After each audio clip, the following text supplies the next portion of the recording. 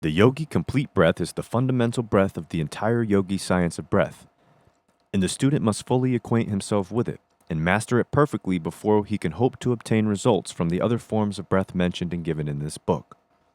He should not be content with half learning it, but should go to work in earnest until it becomes his natural method of breathing. This will require work, time, and patience. But without these things, nothing is ever accomplished. There is no royal road to the science of breath, and the student must be prepared to practice and study in earnest if he expects to receive results. The results obtained by a complete mastery of the science of breath are great, and no one who has attained them would willingly go back to the old methods, and he will tell his friends that he considers himself amply repaid for all his work. We say these things now that you may fully understand the necessity and importance of mastering this fundamental method of yogi breathing, instead of passing it by and trying some of the attractive looking variations given later in the book. Again, we say to you, start right and right results will follow, but neglect your foundations and your entire building will topple over sooner or later. Perhaps the better way to teach you how to develop the yogi complete breath would be to give you simple directions regarding the breath itself, and then follow up the same with general remarks concerning it, and then later on giving exercises for developing the chest, muscles, and lungs which have been allowed to remain in an undeveloped condition by imperfect methods of breathing. Right here, we wish to say that this complete breath is not a forced or abnormal thing, but on the contrary, is a going back to the first principles, a return to nature. The healthy adult savage and the healthy infant of civilization both breathe in this manner, but civilized man has adopted unnatural methods of living, clothing, etc., and has lost his birthright. And we wish to remind the reader that the complete breath does not necessarily call for the complete filling of the lungs at every inhalation. One may inhale the average amount of air, using the complete breathing method and distributing the air inhaled, be the quantity large or small, to all parts of the lungs. But one should inhale a series of full complete breaths several times a day, whenever opportunity offers, in order to keep the system in good order and condition.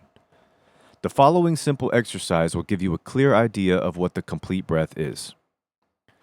Step 1. Stand or sit erect.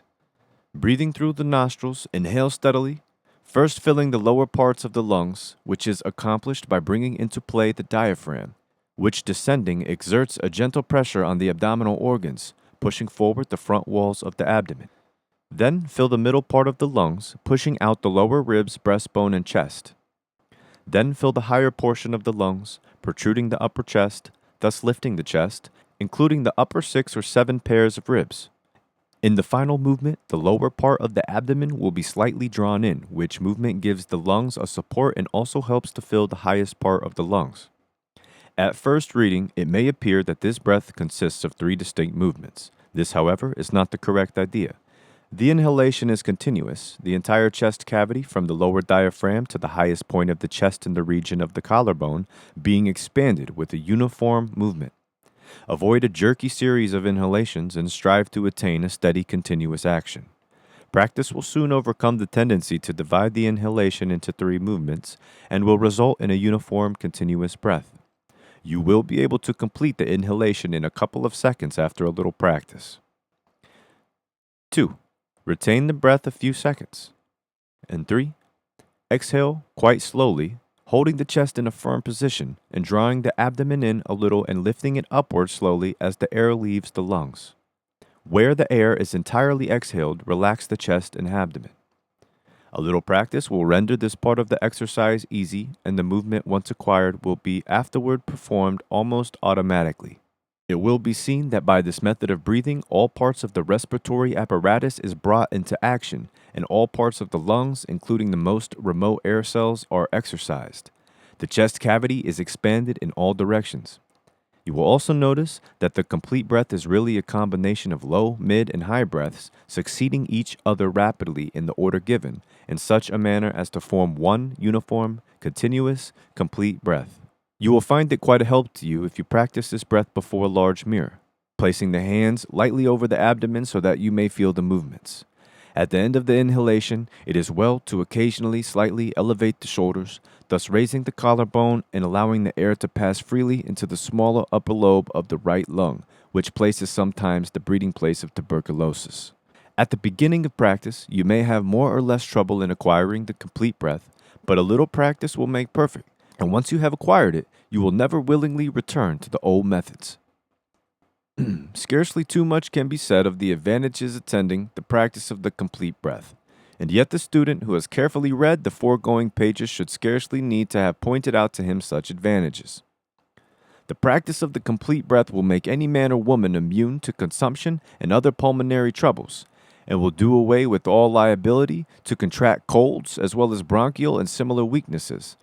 Consumption is due principally to lower vitality attributable to an insufficient amount of air being inhaled. The impairment of vitality renders the system open to attacks from disease germs. Imperfect breathing allows a considerable part of the lungs to remain inactive, and such portions offer an inviting field for bacilli, which, invading the weakened material, soon produce havoc. Good, healthy lung tissue will resist the germs, and the only way to have good, healthy lung tissue is to use the lungs properly. Colds may be prevented by practicing a little vigorous, complete breathing whenever you feel that you are being unduly exposed. When chilled, breathe vigorously a few times and you will feel a glow all over your body. Most colds can be cured by complete breathing and partial fasting for a day. The quality of the blood depends largely upon its proper oxygenation in the lungs, and if it is underoxygenated, it becomes poor in quality and laden with all sorts of impurities, and the system suffers from lack of nourishment and often becomes actually poisoned by the waste products remaining uneliminated in the blood. As the entire body, every organ, and every part is dependent upon the blood for nourishment, and pure blood must have a serious effect upon the entire system. The remedy is plain. Practice the yogi complete breath. The stomach and other organs of nutrition suffer much from improper breathing. Not only are they ill-nourished by reason of the lack of oxygen, but as the food must absorb oxygen from the blood and become oxygenated before it can be digested and assimilated, it is readily seen how digestion and assimilation is impaired by incorrect breathing. And when assimilation is not normal, the system receives less and less nourishment. The appetite fails, bodily vigor decreases, and energy diminishes, and the man withers and declines, all from the lack of proper breathing.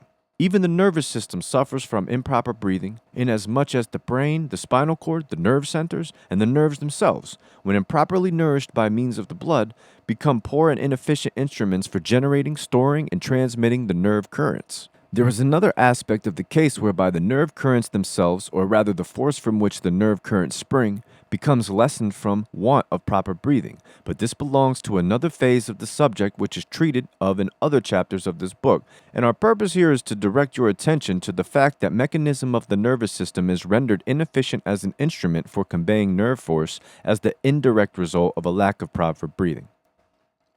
The effect of the reproductive organs upon the general health is too well known to be discussed at length here, but we may be permitted to say that with the reproductive organs in a weakened condition, the entire system feels the reflex action and suffers sympathetically. The complete breath produces a rhythm which is nature's own plan for keeping this important part of the system in normal condition, and, from the list, it will be noticed that the reproductive organs are strengthened and vitalized, thus, by sympathetic reflex action, giving tone to the whole system. By this, we do not mean that the lower sex impulses will be aroused. Far from it. The yogis are advocates of continence and chastity and have learned to control the animal passions. But sexual control does not mean sexual weakness, and the yogi teachings are that the man or woman whose reproductive organism is normal and healthy will have a stronger will with which to control himself or herself. The yogi believes that much of the perversion of this wonderful part of the system comes from a lack of normal health, and results from a morbid rather than a normal condition of these organs. A little careful consideration of this question will prove that the yogi teachings are correct. This is not the place to discuss the subject fully, but the yogis know the sex energy may be conserved and used for the development of the body and mind of the individual, instead of being dissipated in unnatural excesses, as is the wont of so many uninformed people. By special request, we will give in this book one of the favorite yogi exercises for this purpose. But whether or not the student wishes to adopt the yogi theories of continence and clean living, he or she will find that the complete breath will do more to restore health to this part of the system than anything else ever tried. Remember now, we mean normal health, not undue development. The sensualist will find that normal means a lessening of desire rather than an increase. The weakened man or woman will find a toning up and a relief from the weakness which has heretofore depressed him or her. We do not wish to be misunderstood or misquoted on this subject. The yogi's ideal is a body strong in all its parts, under the control of a masterful and developed will, animated by high ideals. In the practice of the complete breath, during inhalation, the diaphragm contracts and exerts a gentle pressure upon the liver, stomach, and other organs, which, in connection with the rhythm of the lungs, acts as a gentle massage of these organs and stimulates their actions and encourages normal functioning. Each inhalation aids in this internal exercise and assists in causing a normal circulation to the organs of nutrition and elimination. In high or mid breathing, the organs lose the benefit accruing from this internal massage. The internal organs also need exercise, and nature's plan for this exercise is proper breathing. The diaphragm is nature's principal instrument for this internal exercise.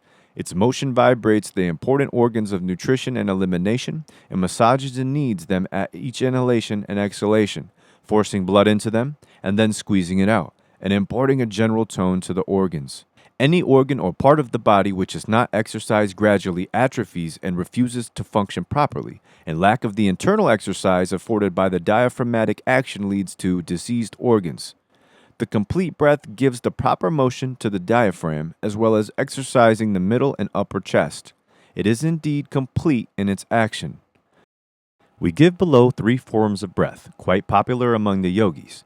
The first is the well-known yogi cleansing breath, to which is attributed much of the great lung endurance found among the yogis.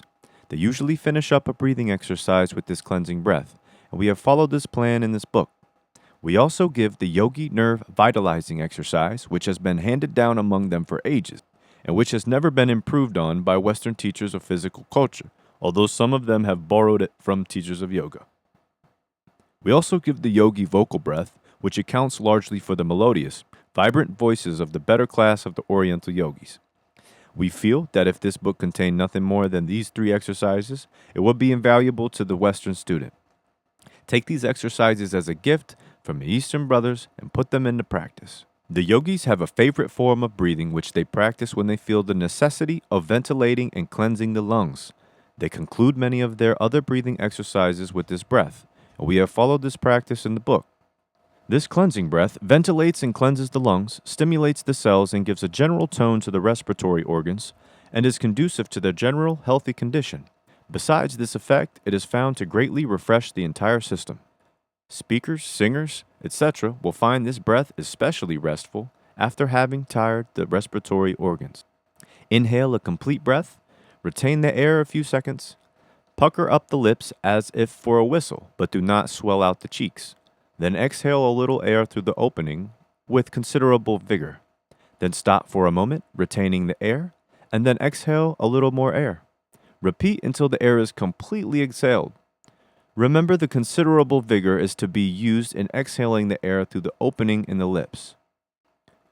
This breath will be found quite refreshing when one is tired and generally used up. A trial will convince the students of its merits.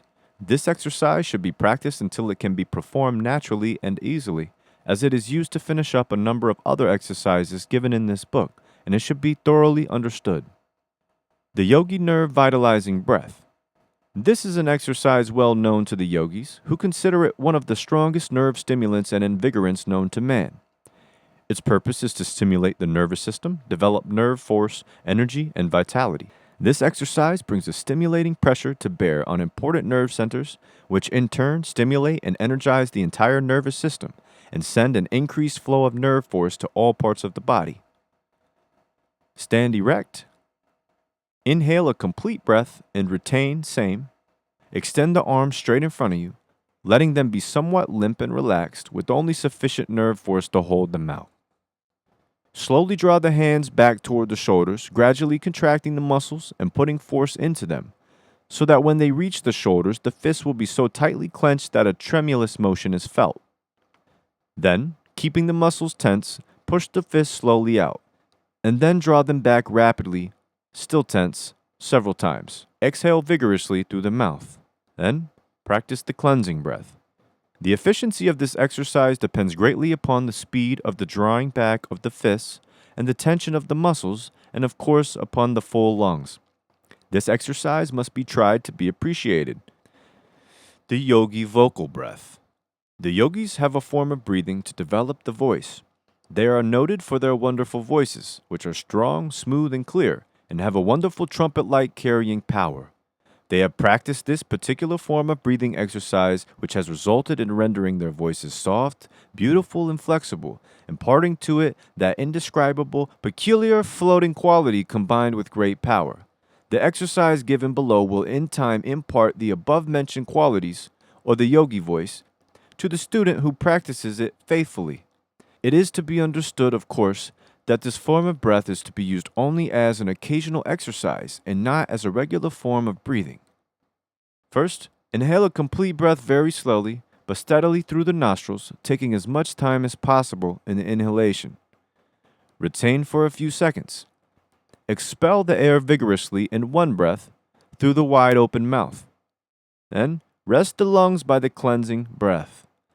Without going deeply into the yogi theories of sound production and speaking and singing, we wish to say that experience has taught them that the timbre, quality and power of a voice depends not alone upon the vocal organs in the throat, but that the facial muscles, etc., have much to do with the matter. Some men with large chests produce but a poor tone, while others with comparatively small chests produce tones of amazing strength and quality.